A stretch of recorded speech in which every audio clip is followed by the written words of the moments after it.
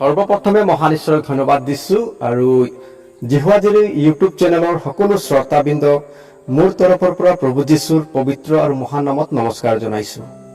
আজি মই আপোনালোকৰ আগত এটি বাক্য লৈ আহিছোঁ আৰু আমি খন্তেক আলোচনা কৰিম যে বাক্যই আজি আমাক কি কৈ আছে। মথিয়ে লিখা সুবাৰ্তা 5 অধ্যায় 10, 11 আৰু 12 পদটো লৈ আহিছোঁ মই। খন্তেক আমি চাওঁ হওক। এই বাক্যই কৈছে, ধাৰ্মিকতাৰ কাৰণে তাৰণা পোৱাসকল ধন্য, কিয়নো স্বৰ্গ ৰাজ্য তেওঁলোকৰ। যেতিয়া লোকসকলে মোৰ কাৰণে তোমালোকক নিন্দা আৰু তাৰণা কৰিব আৰু তোমালোকৰ অহিতে মিছাকৈ সকলো প্ৰকাৰৰ কুকথা ক'ব, তেতিয়া তোমালোক ধন্য। আনন্দ কৰা আৰু উল্লাসিত হোৱা, কিয়নো স্বৰ্গত তোমালোকৰ পুৰস্কাৰ অধিক আছে।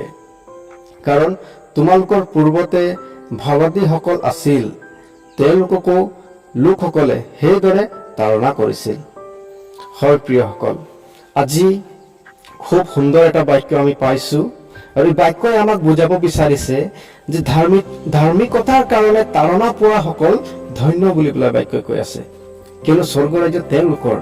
হয়, আজি আমি প্ৰভু যীশুক গ্ৰহণ কৰিছোঁ আৰু প্ৰভু যীশু খ্ৰীষ্ট আমাৰ উদ্ধাৰকৰ্তা, আমাৰ ত্ৰাণকৰ্তা হয় বুলি আমি গ্ৰহণ কৰি তেওঁৰ যি আজ্ঞা, তেওঁৰ যি নীতি, তেওঁৰ যি আচৰণ, সেইমতে আমাৰ জীৱনবিলাকক আমি আগুৱাই লৈ গৈ আছোঁ। আৰু যেতিয়া এজন ব্যক্তি প্ৰভু যীশুক নিজৰ উদ্ধাৰকৰ্তা হিচাপে গ্ৰহণ কৰে, তেতিয়া আমি দেখিবলৈ পাওঁ আজিৰ সমাজত যে সেই ব্যক্তিজনে সমাজৰ পৰা বিভিন্ন ধৰণৰ ঠাট্টা, নিন্দা, অপবাদ, তাৰণা এই সকলোখিনি সহ্য কৰিব লগা হয় প্ৰিয়সকল। আৰু যিবিলাকে প্ৰভু যীশুৰ কাৰণে তাৰণা পাব লগা হয়, প্ৰভু যীশুৰ কাৰণে বেয়া কথা শুনিব লগা হয়, প্ৰভু যীশুৰ কাৰণে অপমানিত হ'ব লগা হয়, সেই সকল ব্যক্তিক বাক্যই কৈছে যে তেওঁলোকে ধন্য বুলি কৈ আছে বাক্যই। কাৰণ স্বৰ্গ ৰাজ্য তেওঁলোকৰ কাৰণে হয় বুলি কৈছে। আৰু 11 পদত কৈছে, যেতিয়া লোকসকলে মোৰ কাৰণে তোমালোকক নিন্দা আৰু তাৰণা কৰিব আৰু তোমালোকৰ অহিতে মিছাকৈ সকলো প্ৰকাৰৰ কুকথা ক'ব, তেতিয়া তোমালোক ধন্য। যেতিয়া প্ৰভু যীশুৰ কাৰণে আপুনি কথা শুনিব লগা হ'ব, প্ৰভু যীশুৰ কাৰণে আপুনি অপমানিত হ'বলগীয়া হ'ব, আপুনি লাজ পাবলগীয়া হ'ব, মানুহে আপোনাক ঘিণ কৰিব, তেতিয়া আপুনি ধন্য হ'ব আৰু স্বৰ্গ ৰাজ্যত আপোনাৰ কাৰণে এক ডাঙৰ পুৰস্কাৰ যুগুত কৰি আমাৰ প্ৰভু যীশু খ্ৰীষ্ট ৰাখিছে বুলি কৈছে। গতিকে আপুনি যদি আজি প্ৰভু যীশুক গ্ৰহণ কৰাৰ পিছত সমাজৰ পৰা প্ৰতাৰিত হৈ আছে, সমাজৰ পৰা অপমানিত হৈ আছে, সমাজৰ পৰা তিৰস্কাৰ পাই আছে, সমাজে আপোনাক ঘিণ কৰি আছে, সমাজে আপোনাক ত্যাগ কৰি আছে, তেতিয়াহ'লে আপুনি চিন্তা কৰিব নালাগে। তেতিয়াহ'লে আপুনি চিন্তা নকৰিব, বৰঞ্চ আপুনি আনন্দিত হওক, আপুনি উল্লাসিত হওক যে আপোনাৰ প্ৰভু যীশু, আপুনি যিজন ঈশ্বৰক আজি গ্ৰহণ কৰিছে, সেইজন ঈশ্বৰৰ কাৰণে আজি মানুহে আপোনাক তাৰণা কৰি আছে। কাৰণ বাক্যই কৈছে যে আপোনাৰ কাৰণে স্বৰ্গত ঈশ্বৰে এক সুকীয়াকে পুৰস্কাৰ যুগুত কৰি ৰাখিছে বুলি কৈ আছে।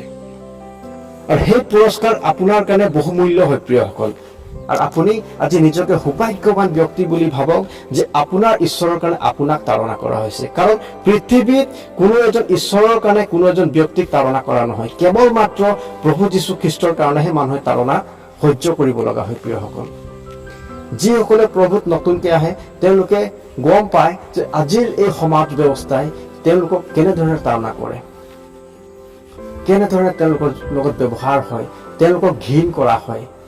আজি মানুহে কয় যে এইজন ব্যক্তি আজি বিদেশী ঈশ্বৰক গ্ৰহণ কৰিছে, এইজন ব্যক্তি আজি খ্ৰীষ্টিয়ান ধৰ্ম লৈছে, এইজন ব্যক্তি আজি ওৰাং ধৰ্ম লৈছে, বিভিন্ন ধৰণৰ বেয়া কথা কয়, বিভিন্ন ধৰণৰ কুকথা কয়, অপবাদবিলাক লগায়।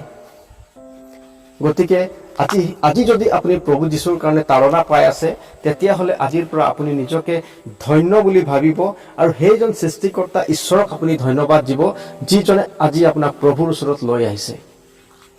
হয় প্ৰিয়সকল, আপুনি পৃথিৱীৰ চবতকে সৌভাগ্যৱান ব্যক্তি হয়, কাৰণ আপুনি প্ৰভু যীশুৰ কাৰণে আপুনি কথা শুনিব লগা হৈছে, প্ৰভু যীশুৰ কাৰণে আপুনি তাৰণা পাব লগা হৈছে।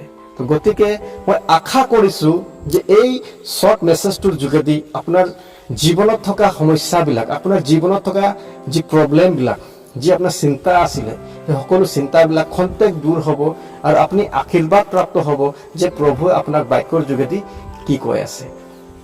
আজি এই শৰ্ট মেছেজৰ যোগেদি খন্তেক আপোনাক উৎসাহিত কৰিবৰ কাৰণে চেষ্টা কৰিলোঁ।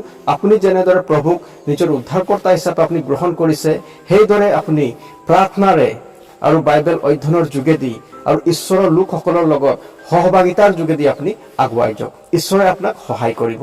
আমেন। ধন্যবাদ।